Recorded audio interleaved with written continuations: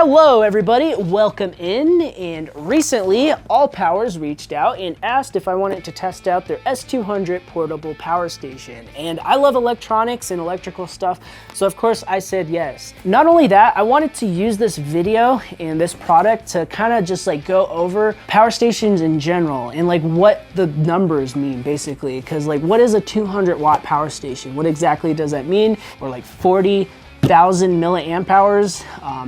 It kind of can get confusing unless you really kind of learn theory behind electrical. But I kind of just wanted to like clear up any confusion people may have and just make things really simple so you know exactly what you're getting, and what you're getting will be able to meet your specific needs. And also I want to kind of go through some of the features you may want to look for when you're trying to find a quality power station or solar generator. Those are basically the same thing.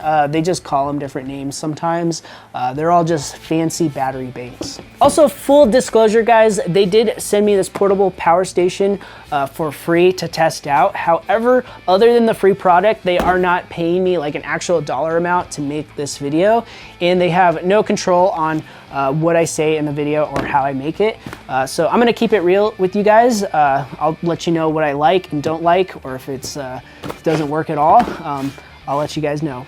First off, let's go ahead and take a look at the specs, and I'll do my best to explain what all of this means. So this is the S200 portable power station, and I took a look on their website, and this is the most basic low-level power station that ALLPOWERS seems to sell.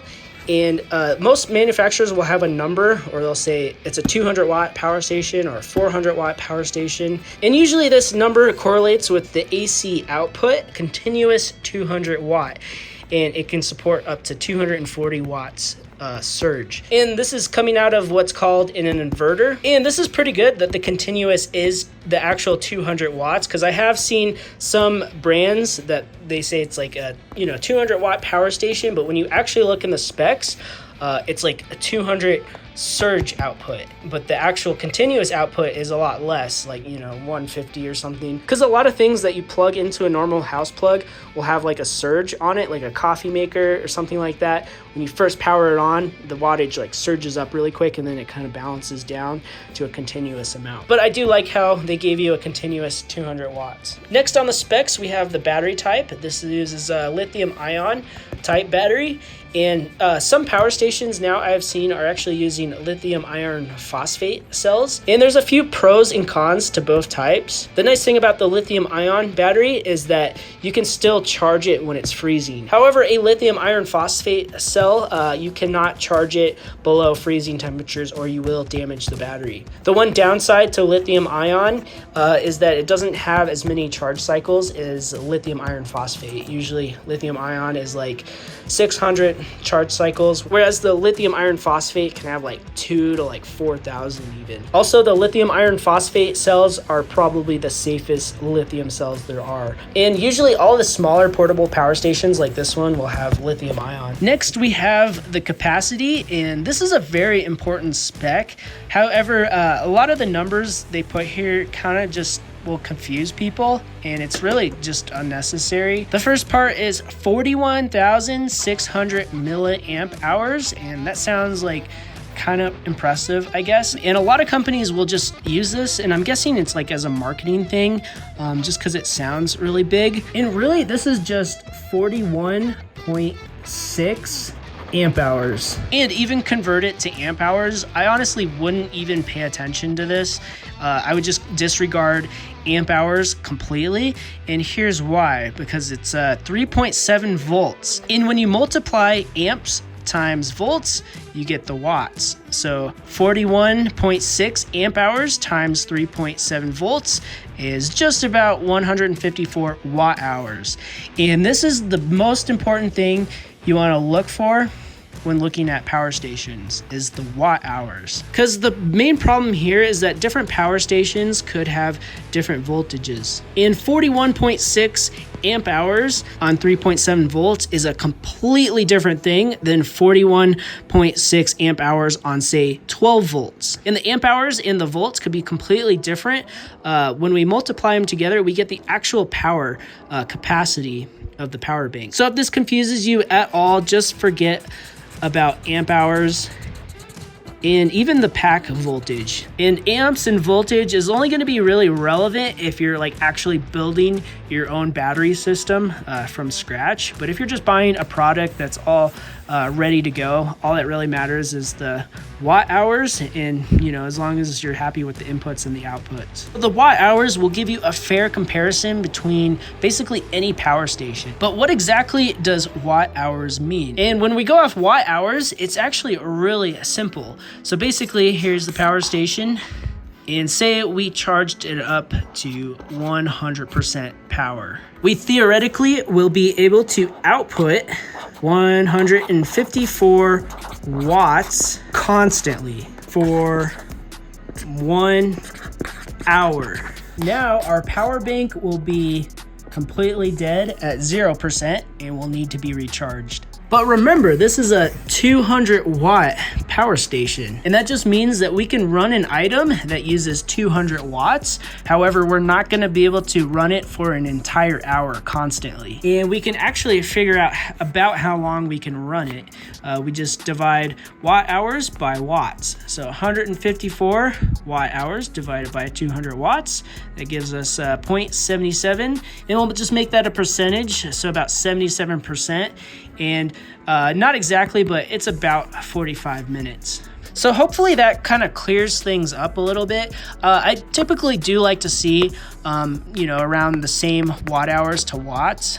It doesn't have to be that way. It's just, I don't know. It would be nice to have 200 watt hours. The more, the better, right? Next, moving on, we have the weight, 1.4 kilograms. It's not too heavy. And then we have the size, pretty self-explanatory. And now we have the input. And I like how this says DC input, but that is an AC measurement. And I think what they mean is that it has like a little power brick that plugs into a regular, 120 volt plug on your house, and then it just converts it to DC. Because below that, we have a solar panel input, 18 volts, 99 watts max. And I believe this is the same exact input that this one is. And then below that, we have a USB-C input. And I believe this is a PD USB-C, which stands for power delivery. And I guess they can change the voltage. And this goes all the way up to 60 watts, which is quite a lot through a USB port. But it seems like the power delivery USB-C is getting fairly popular, but that is pretty cool that you can charge it with USB-C. So it's a lot easier to charge in the car. To get the higher wattage, to charge it faster, you would have to get the USB-C power delivery, like power brick. I think they sell ones for cars and then ones that you plug into a regular house plug. Moving on, we have output. We already kind of went over this, but AC out. This is basically what's called an inverter. So it basically converts the lower voltage from the lithium ion batteries to basically a house plug. However, it can only output a continuous 200 watts. So, I mean, if you try to plug something like a space heater in there, it's not going to work. And then it's got USB output. I think it has two of these, 5 volt, 3 amp, pretty standard USB output. And then it's got the USB-C output. And this is actually the same exact connector because I believe USB-C power delivery can go either way, so that's kind of cool. And then it's got the 60 watts. I believe some of the smaller laptops use USB power delivery. And the last output is a wireless charger, 5 volt, 1 amp. Not going to be super fast, but that's pretty cool. I have not had a portable power station that has a wireless charger. I've always wanted one. Anyways, guys, I hope that was a bit helpful, but let's go ahead and unbox this thing. Instructions, do not eat thing. Here is the charger. And yep, it looks like it's just a little AC to DC transformer. It outputs 18 volts at 2 amps. And here is the power station itself. So I actually really like this form factor. It kind of reminds me of like a single DIN stereo that you would install in a vehicle. Let's see if we can power this thing on.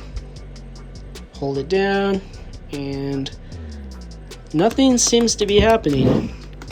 We got the charger plugged in, and there is a DC in port on the side. This is also where you would plug in the solar panel.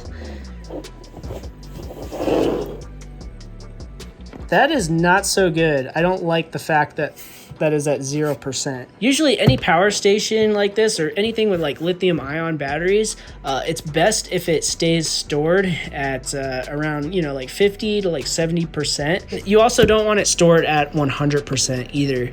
That's actually not good for the batteries. Okay, so now we're at 3% and we'll just go over the screen, which is actually pretty cool. It's got a lot of information on here, and it's actually pretty impressive for, you know, a very basic level power station. So next to that, we have some time in hours, and that is supposed to be how long the batteries will last on the power station before it's at 0%. And it's kind of weird because we're not outputting anything yet. It's got, you know, 6.3 hours, and it keeps rising with the percentage. And in the instructions, it says this is the remaining running hours, and it's measured by the total output wattage. If this generator is unloaded or in charging, the value will stay at 99 hours and go off 20 seconds later. Yeah, it's not exactly happening. But yeah, that is a bit concerning for sure. And next to that, we have the AC out, and right now it's at 0 because the inverter is not on. We don't have anything plugged in. And we also have the DC out, which is also 0. But that is pretty cool that it shows you both of those things separately. And then above that, we have the input, 30 watts, which is just the regular charger that it came with. However, it says in the instructions that we can charge through the USB-C port at the same time that we're charging through the DC in port. So I don't have a 60 watt USB-C power delivery brick, but this one I think is just a regular USB, but it goes up to 20 watts. And it can do like 9 and 12 volts. And the input hopped up to about 46 watts. And the instructions say you can charge this thing up to 99 watts. I mean, it is a little weird that you have to use both of these to get the maximum amount of charging, but oh well, I guess. I'll probably have to get a 60 watt USB-C power delivery brick. Well, I'm just gonna let this thing finish charging and we'll check it out from there. It's at 100%, so I'll just unplug it. And I think I'll hold this down to power it off. And I'm just gonna let it sit while I'm at work, and hopefully it's still at 100% when I get home. And I'm back from work. It's been about 12 to 14 hours, so let's go ahead and power this on. And we're at 100%. So that is good, but it is still a bit strange how it was completely 0 when we got it out of the box. So I'm almost wondering if that button got pressed like in the box or something. It does have a cutout right there for the button. You can see it's on with the little green light, but maybe they put it in like upside down or a wrong way. So now that I'm editing this video, I was able to look back at the footage when I first pulled it out of the box, and sure enough, they put it in backwards, so that power button that kind of sticks out a little bit was resting right up against that foam next to the charger. And I think what happened is it got turned on after someone put it in the box, which fully depleted the battery, and it probably sat like that for months. And unfortunately, it did cause some harm to the capacity, which you'll see later in this video. Let's just go over how to operate it. And if you press the power button once, the screen powers on, and it powers on the USB ports and the wireless charger. That's indicated by the green light. If you press it again, nothing happens. However, if you hold it down, it'll power off. Let's see if it'll just power off by itself if nothing's plugged in. So it looks like the screen powered off. However, the USB is still active, and it doesn't look like the USB is powering off by itself because it's just staying on. Maybe it'll power off eventually, but it hasn't yet. We'll just go ahead and power the USB off, and now let's test out the AC out. And this should power on the inverter, so we can use the house plug. So we'll go ahead and press it, and nothing happens with a single press. And I'm pretty sure you have to hold it down to power on the inverter. So I'm just holding it down, and we powered on the inverter, and that's indicated by the little red light. And it actually powered on the fan as well. I can hear it. And it's got a vent port on each side. And as you can see, the time changed to 24 hours. And that is because inverters draw a little bit of power just by themselves, even when you're not plugging anything into them. So it's best to power on the inverter only when you need to use the house plug, or else it would drain your battery. But it looks like it should last for about 24 hours. Also, I smell a little bit of a plasticky kind of smell coming out of these vents. Might just be because it's new, hopefully. Also, it looks like we can turn on and off the USB out as well when the inverter's running. And it's kind of indicated by a orange light. It just lights up the green and the red at the same time. Let's go ahead and test something. I got a little night light here, and of course this plug is upside down, which is a little weird, but not a big deal. And there it goes. And now we're down to 15 hours, and it's pulling 3 watts. Next, let's go ahead and see what kind of inverter this uses, because the specs don't say anything about it. And it's only saying that it's about 90 volts, so it's a little lower than it should be. It should be about 110 or 120. And unfortunately, guys, it looks like we have a modified sine wave inverter in this thing. And here's what it should look like on a regular house plug. 125 volts AC, and this is what the wave should look like. Here's another power station that I have with a pure sine wave inverter. This one is at 112. And that is a nice pure sine wave right there. That even looks better than the house power. So the problem with modified sine wave inverters is that you could see that it just has those jagged cutoffs. So it's not exactly the same thing as, you know, what you're getting out of an outlet in your house. And it can actually cause some issues, or there's a little bit of risk associated with it. And typically you don't want to use modified sine wave inverters on like more sensitive electronics, like laptops and stuff. It can cause issues with the power bricks and everything. It can actually like fry them. I'm not sure if it really damages the laptop itself, but the like actual power brick on bigger laptops, I mean, you might be okay plugging a laptop into one and using it, but it's kind of a risk, or it's like a time game. If you use it too much, it might cause issues with the power brick, and just like other sensitive electronics in general, it's probably not a good idea. And it can also cause like things to not even work to begin with. But the reason they use modified sine wave inverters is just because they're a lot cheaper, and it also might be a size issue too. Maybe pure sine wave inverters are a lot bigger. I actually don't know, and maybe that's the reason, because this thing is, you know, quite small. But personally, I would just avoid plugging like expensive stuff into a modified sine wave inverter. So what kinds of things can we run on this little 200 watt inverter? Obviously this little night light worked just fine, and a lot of times on the appliance it'll tell you the wattage. Rated power 1 watt max. However, I find that the wattage rating on a lot of this stuff isn't exactly accurate. But if you're looking at power stations and you have a certain appliance or thing that you want to know if it'll work on the rated wattage, one thing you could get also is this. It's just a kilowatt, and basically you plug this in to like a house plug, and then you plug whatever you want. I think it goes up to like 1800 watts.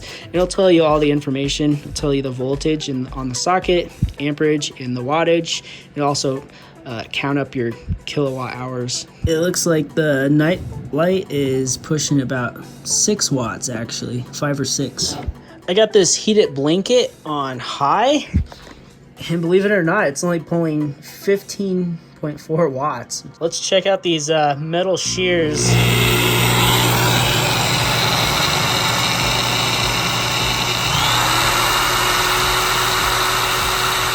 That went over 200, but if we only keep it like half throttle, it was only like 100. However, it probably spikes up once we're actually cutting the metal. Here we have a space heater, And this is rated for 1500 watts. Let's just turn on the fan only.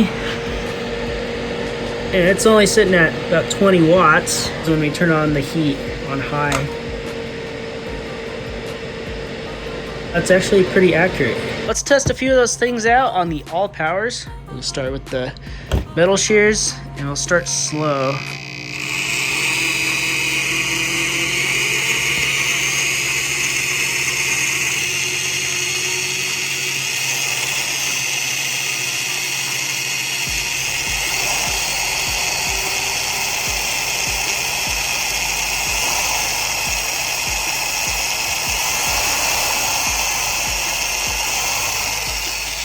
Okay, now we have the heated blanket hooked up and the high indicator is blinking. So I'm assuming it's detecting a fault and it's probably not even gonna work.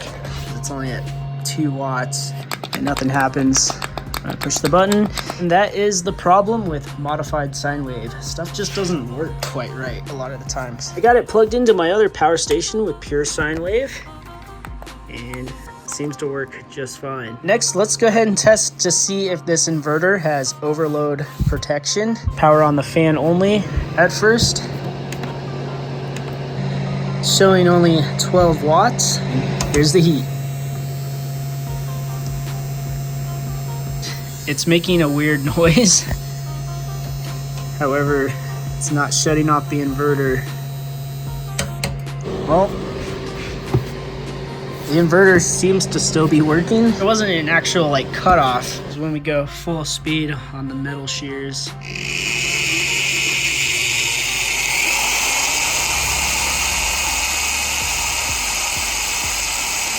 It doesn't appear that we broke it. Another weird thing about modified sine wave inverters is that fans will make a weird humming noise. Usually listen to this. Now we'll just power the inverter back off by holding down the AC out button, and it goes right off. Next, we'll just make sure all the DC stuff works. Start out with the wireless charger. And it's working through my case. And it's only a 1 amp charge, so it's not gonna be like super fast or anything, but I would do like wireless chargers. Next, we can try the USB-C power delivery. And all I have for this is a little MagSafe charger. This is supposed to be 15 watts. So I think when it gives you that symbol that you're getting the full 15 watts supposedly. And it's only showing 9 watts. But hey, at least it works. But that is pretty cool how you can use one jack to charge the power station or charge devices. And of course, we'll try the regular USB jacks. It's got 2 of them. And it looks like it's charging just fine. And I guess we'll just try both of them just to make sure they both work. And it's working. There's all kinds of stuff you can get that runs on USB.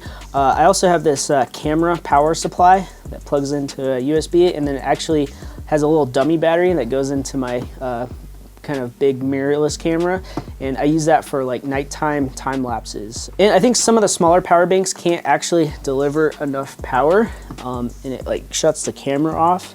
But this one should be good at 3 amps. I'll have to test it out. Another thing that you can power off of USB is like a bunch of these cool little LED light bulbs, and they all run off of one USB. And they're quite bright. And these things are so cool at night just to string up all over the place. I strung some up in my van a while back and it looked really neat. Or if you're like camping, you can string them around trees and stuff. And it just really makes it look cool. And these are pulling 7 watts. One thing that this doesn't have that I wish it had was a DC 12 volt out with like 10 amps. That would be super handy because even my jump starter has 12 volt 10 amp output. It's got this little adapter for like a regular cigarette lighter in a car, and that could be handy for a lot of different things. And I'm actually gonna make a cool little power supply for this so I can power stuff at the junkyard, at like windows and stuff, because nothing has batteries or keys with it. You can just hook it up to different wires and power stuff if you need. But unfortunately, this doesn't have that. My other power bank has like 2 or 3 of them built in. So okay, so we got it charged up to 100%, and now we can go ahead and capacity test this thing. I got a little USB tester here, and it shows you all the information. We can just reset it back to 0. And it's cool, if it loses power, it saves all the data. Now I'm just gonna plug in my phone, and I'm actually filming with my phone. As soon as I do that, I'll go ahead and unplug it from the charge. And you can see we got the voltage, how many amps, how many watts. It says 11.6 watts. It says 11 on there, so I guess that's pretty accurate. You can see those milliamp hours counting up pretty quickly. And we can see actually how many watt hours this thing will give us. So I charged my phone all the way up, and it wasn't really drawing any power. So I switched it over to the LED bulbs and let it just run all day. And now the power bank is completely dead. Now we can plug our USB tester in, and it saves what it recorded even when it loses power. And that's really sad because we only got 98.5 watt hours. That is nowhere close to the spec at 154 watt hours. Well guys, unfortunately, I'm not able to recommend this power station just based off of the capacity test. You know, the rating is 154 and I was only getting about 100, and I did do the capacity test 2 more times, and I think I got like 100, and then the third time was like 101 or so, but we're still missing over 50 watt hours. And that's a pretty big difference compared to what the spec is. And I think the main reason that we're not getting the full capacity is just because someone put this thing in the box incorrectly, and the button got pressed and the unit turned on, and it just depleted the batteries completely, and it probably sat like that for months.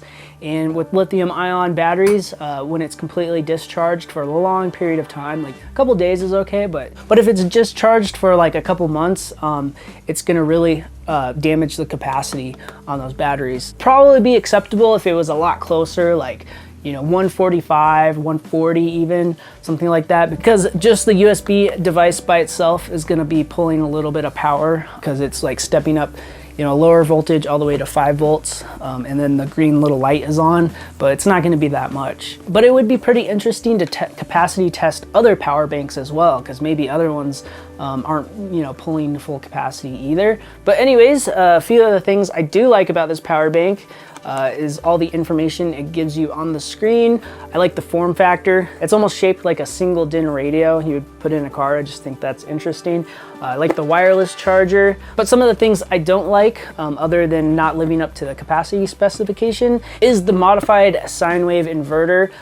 Personally, I just don't have much of a use for it because no way I'm gonna plug my laptop into modified sine wave. I would have preferred them to just fill it up with more batteries, maybe give us a couple more USB ports, but that's just me. And also I wish that they would have had a DC 12 volt output, but it's kind of understandable because this has a battery pack voltage of like 3.7. Usually the 12 volt DC out is going to be better suited for a power station that has a battery pack inside of it that's wired in series to give you like 12 volts. So that is kind of understandable why it doesn't have the 12 volt DC out. But that's about it, guys. I hope you learned a lot from this video. Let me know if you did down in the comments below. And anyways, I will see you guys next time. Peace out.